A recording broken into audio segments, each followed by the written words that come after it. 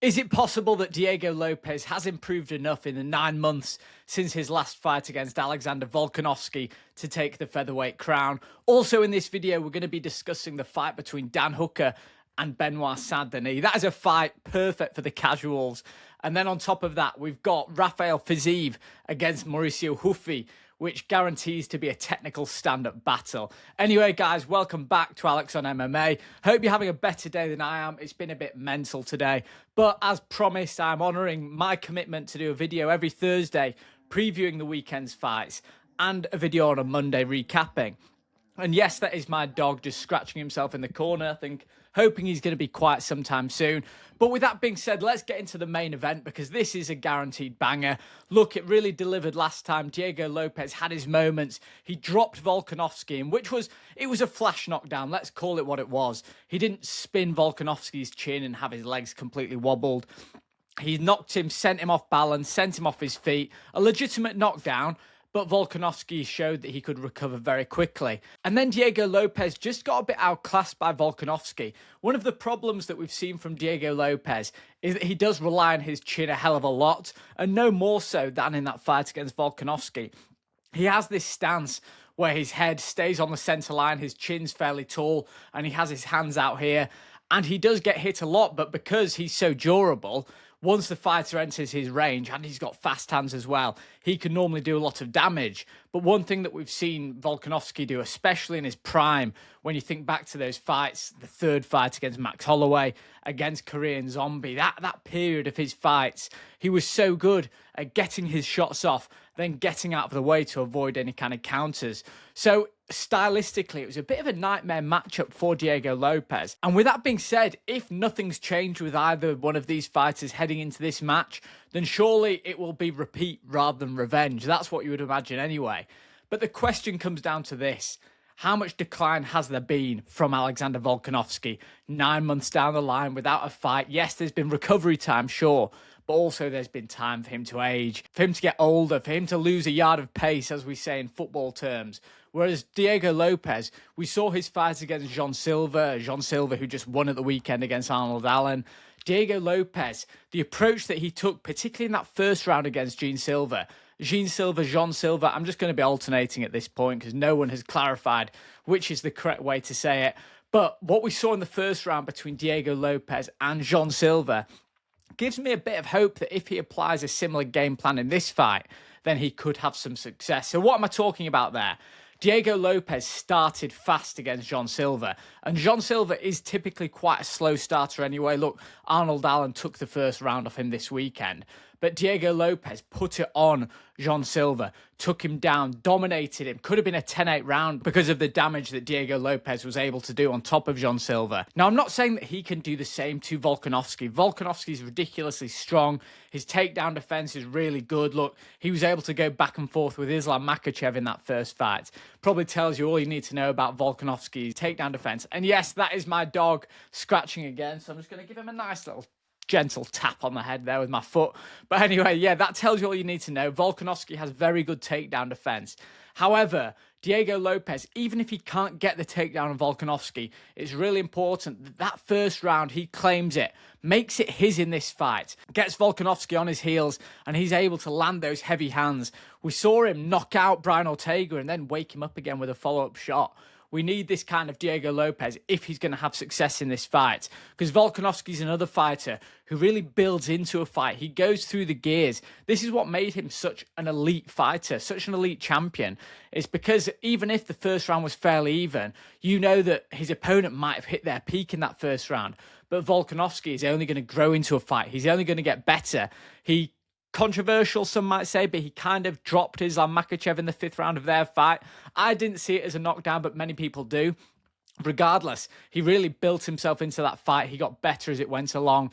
And to have a competitive fight against Islam Makhachev only a couple of years ago, again. Volkanovski, one of the greatest featherweights of all time. Could he be the greatest featherweight? I'm not sure. But I really like what I'm seeing from Diego Lopes at the moment. I love the edits with the cowboy hat and stuff like that. He's just an exciting fighter, probably one of my favourite fighters in the UFC right now.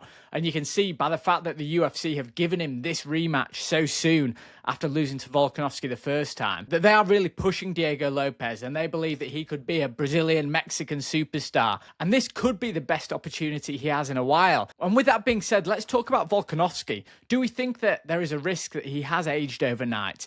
Before his fight against Diego Lopes, he'd had losses to Ilia Topuria, lost twice to Islam Makhachev, and people thought at that point that he was over the hill until he demonstrated that he still has all the tools it takes to be at the top of the sport against Diego Lopes. But the reality is it's 9 months later now, and Volkanovski was pushing the narrative himself almost that he was one of the older fighters. So if he has lost a step, if he's not quite as able to get out of that space in time before Diego Lopes throws a counter, it could be a rough night for him. I'm expecting this fight to be more competitive than the last one, but I do think if this fight does go to a decision, you still have to lean towards Volkanovski. I think Diego Lopes' best chance in this fight is to really hurt Volkanovski on the feet and then end with a ground and pound, similar to Ilia Topuria, similar to Islam Makhachev in their second fight. I think that's the best route to victory.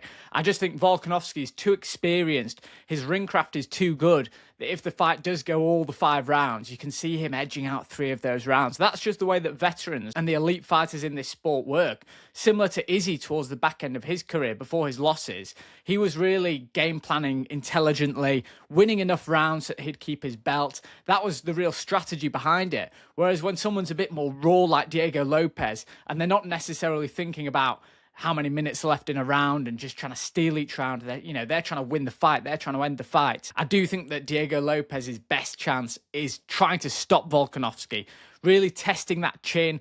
It's been wobbled a few times now. He's older. He should be, in theory, less durable. I think that's his path to victory. And so let's start by giving my first prediction in this video. A little recap from last weekend. It wasn't the best prediction for me. I got Paddy Pimblett wrong. I got Sean O'Malley correct. I got Umar correct. And I got the Rose fight correct as well. So I didn't do too badly last weekend. This weekend, I'm going for... I'm still trying to weigh it up in my head.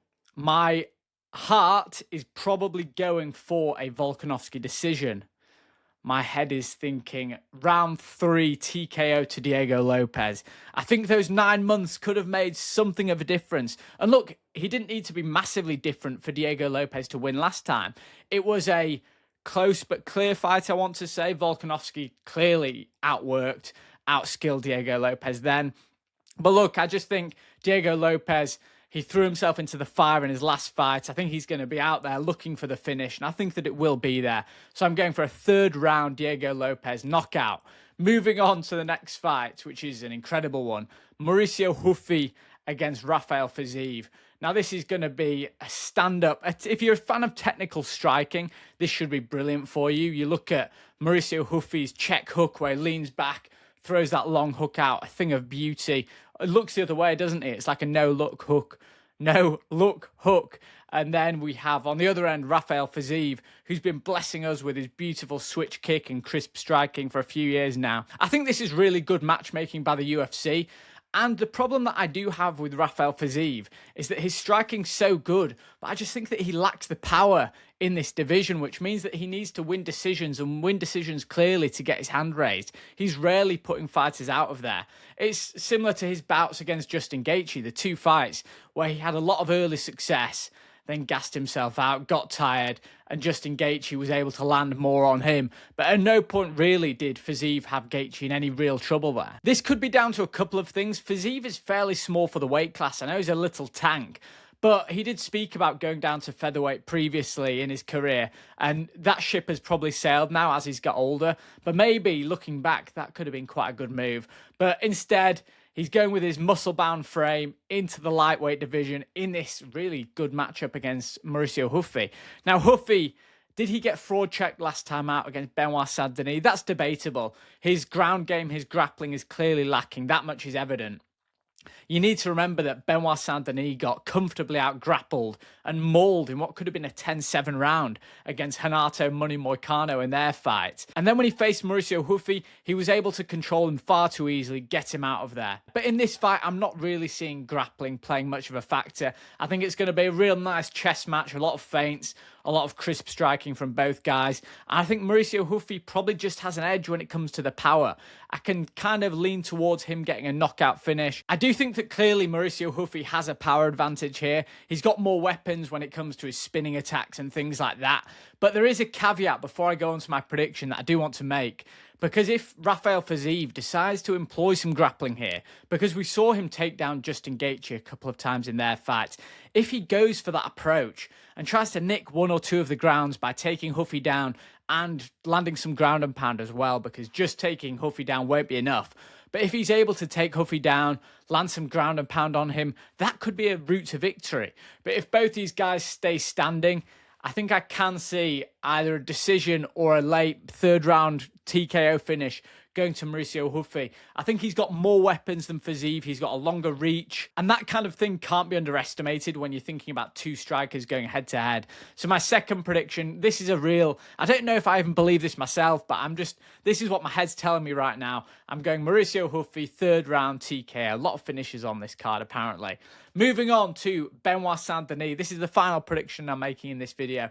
Benoit Saint Denis against Dan Hooker. Like I said, one for the complete casuals, guaranteed violence. Both guys get hit a lot, carry their hands low, chins high, and just march forward. And I think it's going to be pure violence from the start. The first question that needs to be answered is how much does Dan Hooker have left? Because we've seen so many purple patches in his career before where he's gone on nice runs, but we're not in that time right now. He's coming off a loss, of an easy loss, let's call it what it is, against Arman Tsarukyan, and now he's facing Benoit Saint Denis. We've seen Dan Hooker win these type of fights before. Him beating Mateusz Gamrot was not really meant to happen. Gamrot was a massive favourite heading into that one because we've seen weaknesses in Hooker's grappling before, but Gamrot decided to try and go toe-to-toe with Dan Hooker, and Hooker welcomes that. He loves it. He loves it when he's bloodied and bruised and they're just swinging for each other. Remember what he did to Jalen Turner. So despite being an underdog in this fight, I don't think you can count out Dan Hooker. Again, Benoit Saint Denis has shown vast improvements recently. The fight against Mauricio Ruffy kind of reminded people that he does belong at the top end of this division. I don't know, but something's telling me not to count out Dan Hooker in this fight. And this is really at risk of me going 0 for 3 in these predictions, because I don't think any of these fights are particularly easy to call. But I just think that Dan Hooker might just be able to get a nod when it comes to a decision over the course of 3 rounds, unless Benoit Saint Denis is able to take him down and submit him with a Kimura, or just bully him a bit from top position and get him out of there with an arm triangle or something like that. Am I allowed to make 2 predictions? Like I said at the start of this video, the day I've had, I feel like I deserve the right to make 2 predictions, but I'm not going to let you guys down like that. So if I had to say what we're thinking, the smart money's on a Benoit Saint Denis decision, a Benoit Saint Denis submission, isn't it? If you had to be pushed, the smart money's on a Benoit Saint Denis submission. And a Dan Hooker decision is probably a real outside bet. But you know what? At this point, I'm just going to go for it. I don't care right now. Look, if I go 0 and 3, then forget it. You don't need to come back and watch any more videos. But I'm going for a Dan Hooker decision. And I know that might be a wild take, but let's just go with it. Dan Hooker's still the man, regardless whatever happens. So they are my 3 predictions for this weekend's UFC 325, and what a card it promises to be. Starting out with, I've got Diego Lopes. I think he's going to finish Alexander Volkanovski. I think he's just going to be a bit more urgent with what he's doing. Volkanovski might have lost half a step, so he might not be able to avoid the counter so cleanly. I'm thinking a 3rd round TKO. Moving on to the next fight, which we discussed, which is Mauricio Ruffy against Rafael Fiziev. I'm thinking a 3rd round TKO for Mauricio Ruffy. I think his reach will be too good. I think his weapons will be too dynamic. And I think his power will be too much. And then Benoit Saint Denis against Dan Hooker in the people's main event. I'm saying Dan Hooker, he's got another win in him against a ranked guy. And that happens on Saturday night. Dan Hooker to beat Benoit Saint Denis by decision. Let me know what you think about these picks, guys. Please be kind. You know, I actually need the comments today. So if you've not yet subscribed, please do subscribe, like this video, comment below your predictions, and I'll see you on Monday.